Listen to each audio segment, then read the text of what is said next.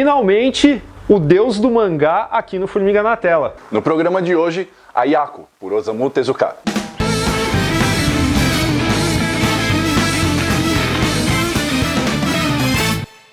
Bom, pessoal, não esquece de dar um like aí no vídeo, tá? Senão você esquece, também se inscrever no canal. E a edição de Ayako tem um link para compra aqui na descrição do vídeo, tá? Não esquece.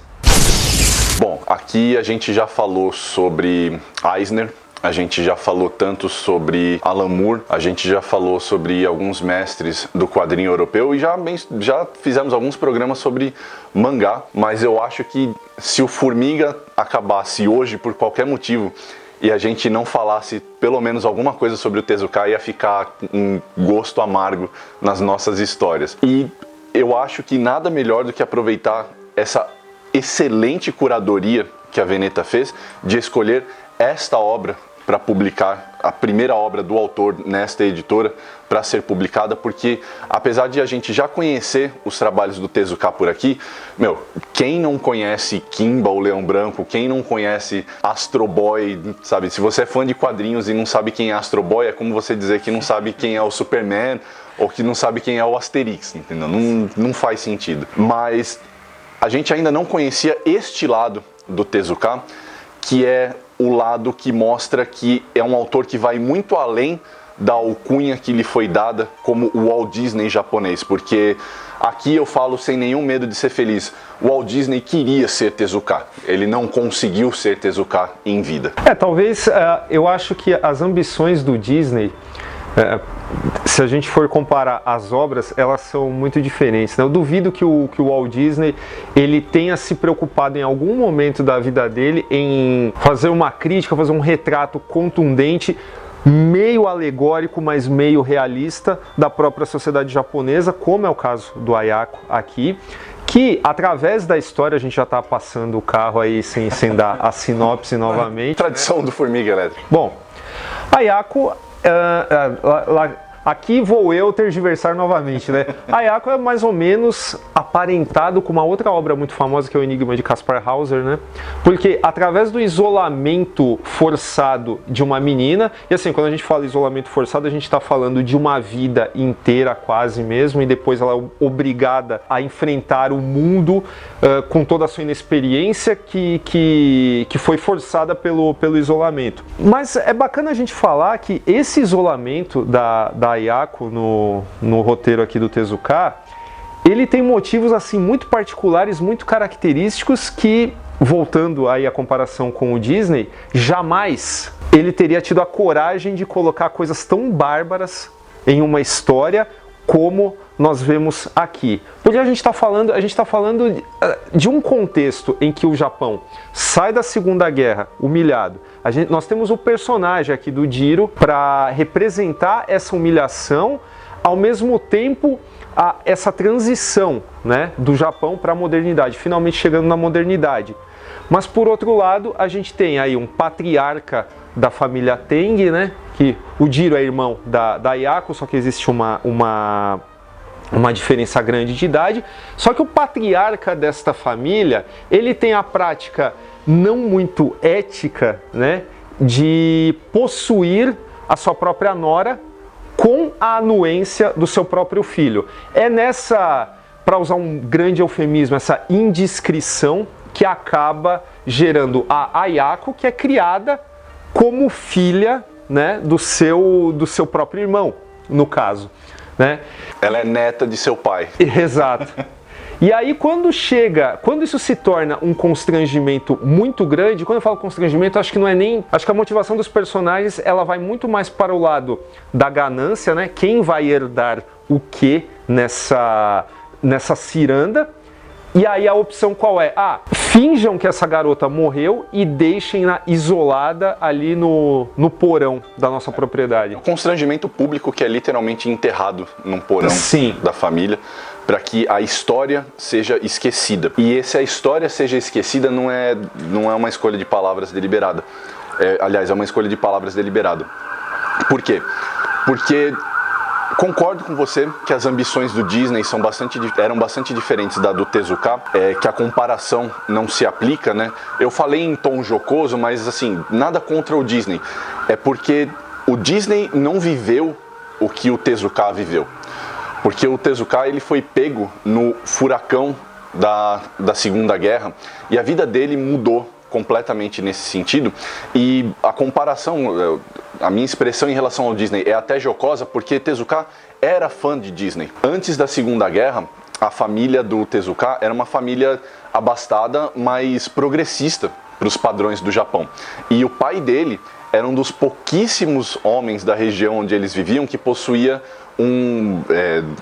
eu não lembro qual máquina que era, mas era uma máquina que projetava filmes, eu não vou saber dizer exatamente o modelo, mas Tezuka teve a oportunidade de, quando criança, assistir as animações do Disney, coisa que pouquíssimas crianças japonesas tiveram a oportunidade na época.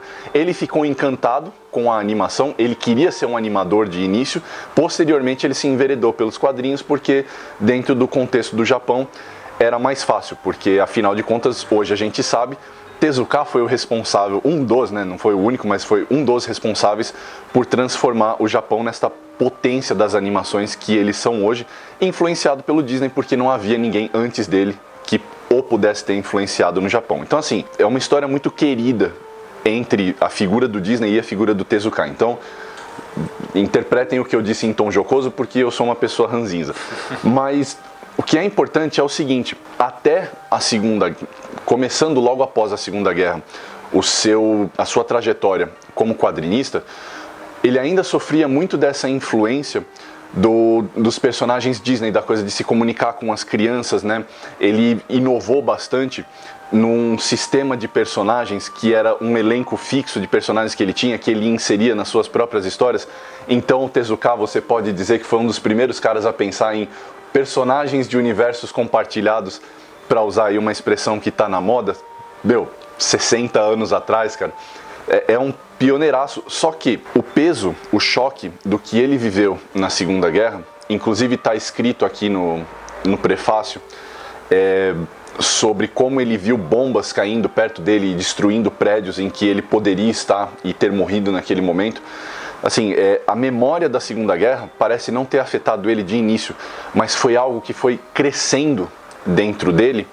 E também existe um contexto sociopolítico na história do Japão que faz com que aquilo vá pesando sobre ele, porque ele era um autor de personagens mais aventurescos, mais pra cima, como eu mencionei, né? O Astro Boy, a gente tem o Kimball, Leão Branco, você tem Dom Drácula, personagens que transitam entre o humor e a aventura. De repente, em 1972 e 73, que é o período em que Ayako é publicado, você tem uma obra que é hiperrealista, sem nenhum contexto fantástico, com praticamente nenhum humor, uma densidade dramática e narrativa profunda.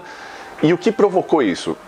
A resistência do Tezuka a uma opressão do governo japonês em cima de autores que tentavam tornar os mangás uma forma de arte válida para não para o público adulto, mas para o mundo, né, propriamente dito. Que é por isso que o Tezuka ele cabe muito mais na categoria, no naipe de caras como o Eisner, que lutaram pela legitimação dos quadrinhos como forma de arte, do que caras como Disney, que estavam mais preocupados com a coisa da indústria. Inclusive, em 67, ele foi um dos fundadores da Com, que era junto com a Garou, que tem um programa no canal do Formiga, se vocês quiserem procurar, a revista Garou, que conta a história desses artistas de mangá que tentavam valorizar a arte através dos gekigás, que eram os mangás para adultos, mangás narrativamente mais sofisticados, e acho justo a gente dizer que Ayako ocupa o rol aí de, sei lá, uma das maiores obras dentro desse gênero publicadas, né? Não, e é bacana a gente perceber que, assim, que existe um monte de fãs ou pseudo-fãs, né, que descem o pau na indústria norte-americana e exaltam a indústria japonesa de mangás, não, porque é isso, porque é aquilo, mas a gente vê que elas passaram por momentos muito parecidos também, né? O Japão também precisou dos seus pioneiros, dos seus desbravadores, como os Estados Unidos teve o Eisner, o Bernie Krigstein, os próprios caras da Marvel, como Jim Steranko e por aí vai, que tentavam trazer coisas novas aqui, coisas novas para a mídia.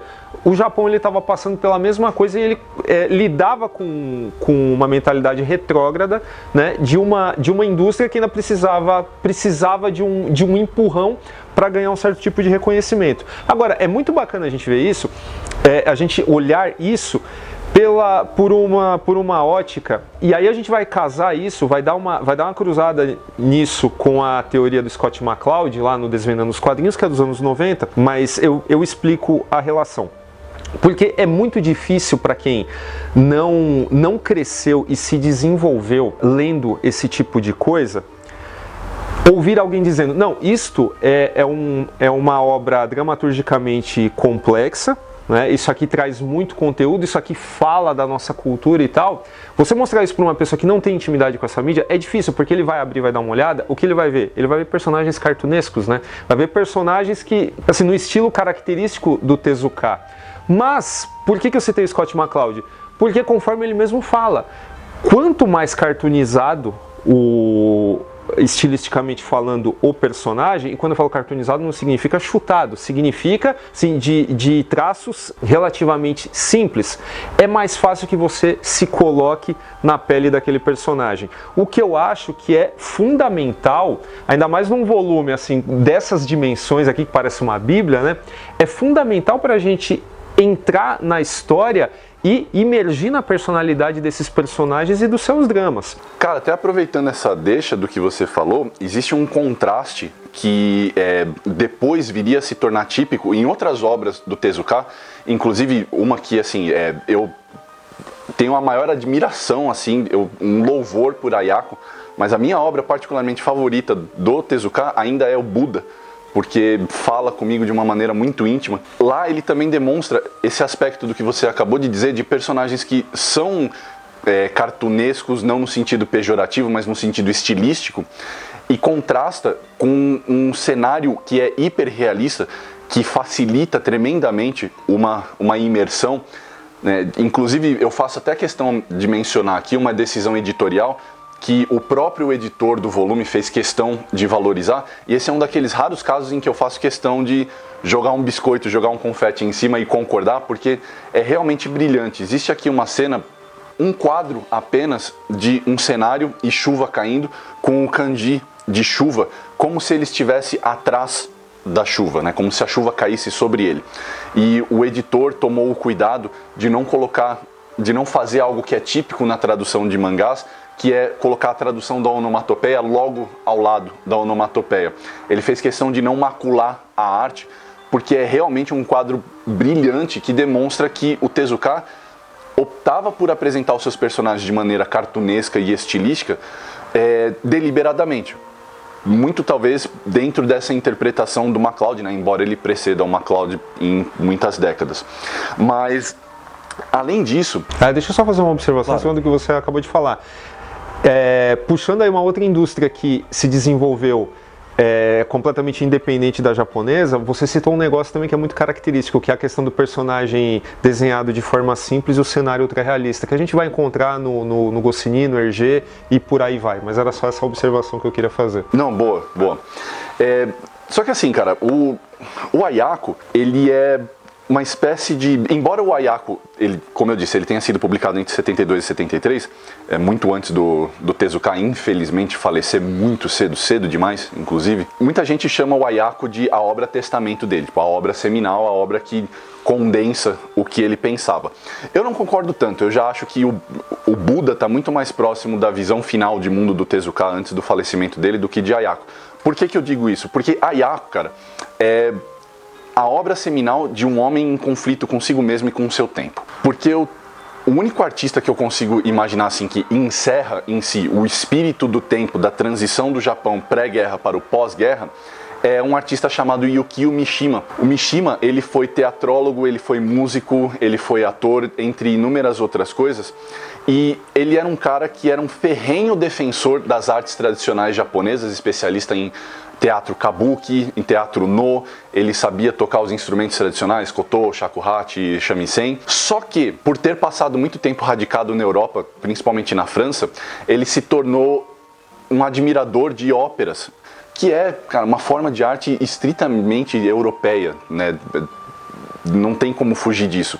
E ele achava que podia contribuir para a arte japonesa com o que ele havia conhecido na Europa e levar a tradição japonesa para essas formas de arte. Então, apesar de ser um conservador em termos de execução das suas artes, ele era profundamente progressista em acreditar em uma miscigenação dessas formas de arte. E exatamente por isso o Mishima sofreu muito em sua vida, e ele é, até hoje, o último suicídio ritual, o famoso harakiri, registrado na história do Japão, também nos anos 70. E isso não é à toa, porque nos anos 70 havia essa crescente de censura e opressão do governo japonês contra artistas considerados, para usar uma expressão ocidental, subversiva. E por que eu digo essa expressão ocidental? Porque há também aqui em Ayako demonstrado uma dificuldade para nós ocidentais, e aqui eu me incluo, de entender como foi traumático e difícil para os japoneses assimilarem uma cultura vencedora, porque é parte da tradição deles. Existe um conceito na cultura japonesa chamado Kogo, que é difícil, assim, traduzido mais ou menos como submissão, porque eles foram derrotados na guerra e o imperador ordenou que o povo japonês se submetesse aos americanos. Só que é muito diferente de você se submeter a inimigos regionais. É uma outra cultura, é uma outra forma de pensar.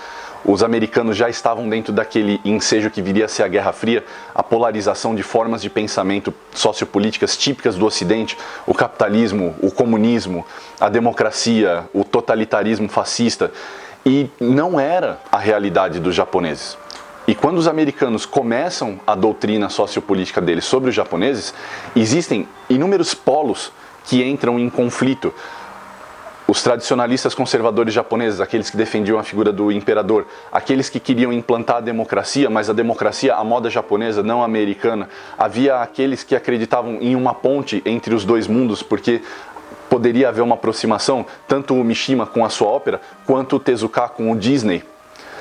E quando o Tezuka ele escreve Ayako e todos os seus personagens são profundamente torturados, o Jiro é um personagem que é uma ponte. Apesar de ser um personagem trágico, apesar de ser um personagem que, ao término da narrativa, a gente pega até uma certa ojeriza por ele, pela maneira como ele se relaciona de forma... Isso não é spoiler, tá, gente? É parte da narrativa, mas a maneira incestuosa como ele se relaciona com a sua irmã é fruto de um choque de mundos. Porque um dos irmãos dela, que lutou na Segunda Guerra, e ele deveria ter se matado segundo a sua cultura, é parte da cultura japonesa, ele volta, e não apenas ele volta, mas ele volta com uma cabeça que é considerada pelos japoneses desprezível, mas você vê na atitude dele a atitude que um americano tipicamente teria.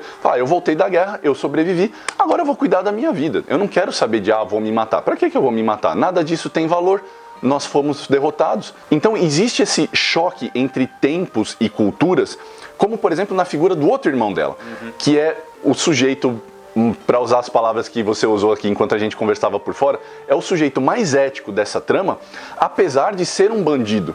Que me lembra muito um filme chamado A Balada de Narayama, de 1958, que mostra uma situação do Japão feudal em que, tradicionalmente, por conta de uma questão de fome, as pessoas deveriam aceitar a morte.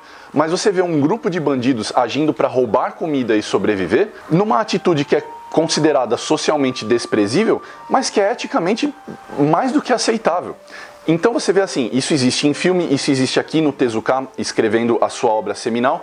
Então você vê que era parte desse espírito do tempo, né, para usar a expressão, o Zeitgeist, que era uma coisa latente, e que é por isso que caras como Tezuka e outros antes dele, como o Nagai, como o Tsuge, que lutavam para legitimar o mangá não apenas como uma forma de expressão, mas como uma forma de catarse coletiva, usando os mangás, que são uma forma de arte tão tipicamente japonesa, né, cara, remontam ao Hokusai já ainda no século XIX, para tentar fazer com que os japoneses entendessem o momento histórico em que eles estão vivendo. Então não é à toa que a família Tenge inteira compreende certos arquétipos, né? O patriarca da família, que é um cara preso ao passado, ainda lutando para manter as suas terras, enquanto o resto do Japão passava fome por causa das terras, e ele não aceitava dar as terras deles para pobres porque eram ralé de castas menores, sabe? O filho que volta da guerra e volta completamente americanizado. A própria Ayako, ela é um sumo, tanto é que o mangá leva o nome dela, ela é um sumo desse momento de transição, porque ela é presa muito jovem e já sai adulta, então ela perdeu todo esse momento de transição entre 1947, que é quando o mangá começa, até ali já quase a contemporaneidade de onde o Tezuka está escrevendo o mangá. Ela é a ponte entre esses dois mundos, entre essas duas partes da história japonesa, onde há uma ruptura tão repentina e que é tão traumática para esse povo. Então assim, cara, o próprio Tezuka escreve no pós-fácil que está aqui publicado nesse volume, que ele gostaria de ter escrito Os Irmãos Karamazov em mangá para o Japão. E você vê que é um negócio tão foda que a gente lê o autor falando, olha, eu queria ter escrito uma coisa do nível de Dostoiévski. E você lê e fala, puta, eu aceito isso, cara. Sim, Dostoiévski, Shakespeare e tal. Eu acho que é muito esperto, assim, de uma forma sutil, você pegar os personagens do irmão que volta na guerra, não por acaso o cara perdeu um olho, ele tem um tapa-olho. Então essa divisão gráfica, né, no rosto do personagem... Puta interpretação, cara. Né?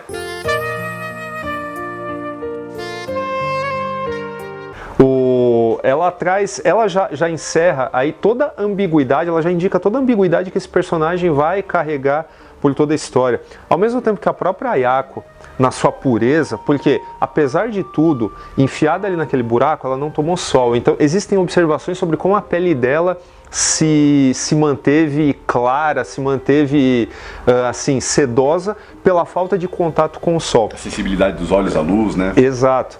Então, a gente pode ver aqui que a Ayako, ela representa meio que o espírito japonês naquilo que ele tem de melhor, que é o que aquelas pessoas corruptas, porque todos em volta ali na família Teng, seja por omissão ou seja por maldade deliberada, eles eram nódoas que estavam cobrindo um negócio, sabe, um espírito completamente puro ali. E quando ele aparece, é justamente quando esse tempo de turbulência social no Japão, ele está desvanecendo, eles estão finalmente se adaptando a isso. Aos trancos e barrancos, mas estão se adaptando, né? É exatamente por isso que é uma pena que a história termine justamente num momento em que ele dá um gosto de, sabe, o que vem por aí, né? Eu costumo apreciar histórias que elas não te deixam com a sensação de o que aconteceu, elas te deixam com a sensação de o que vai acontecer, né?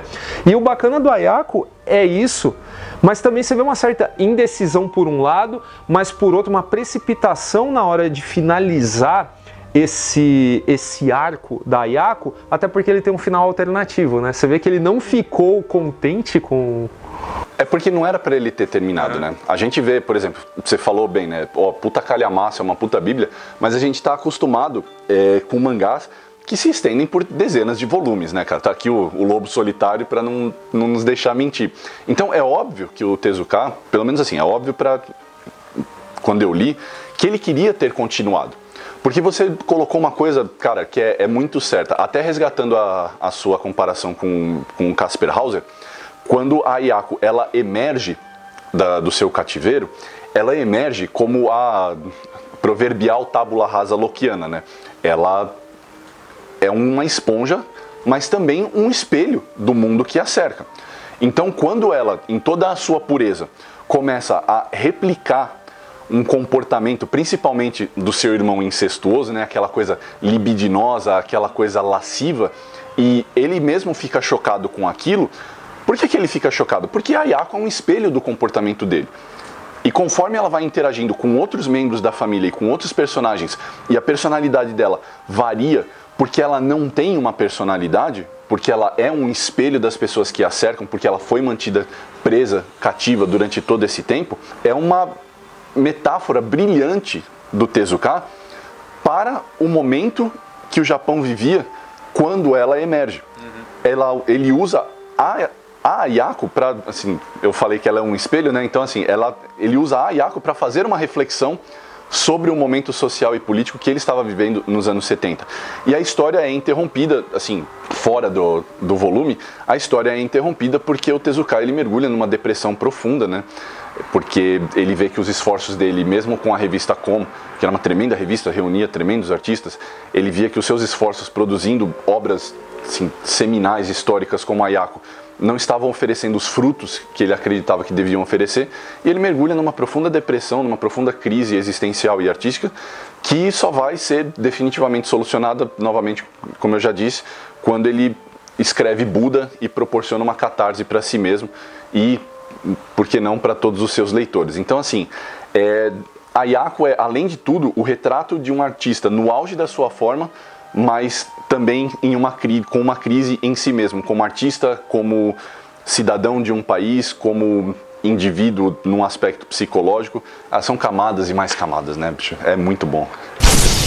Se você gosta do conteúdo do Formiga Elétrica, como nossos vídeos, podcasts e textos no site, seja um de nossos apoiadores. O Formiga Elétrica está com uma campanha de financiamento coletivo no Apoia-se, onde você pode contribuir com o quanto quiser para a continuidade do nosso trabalho.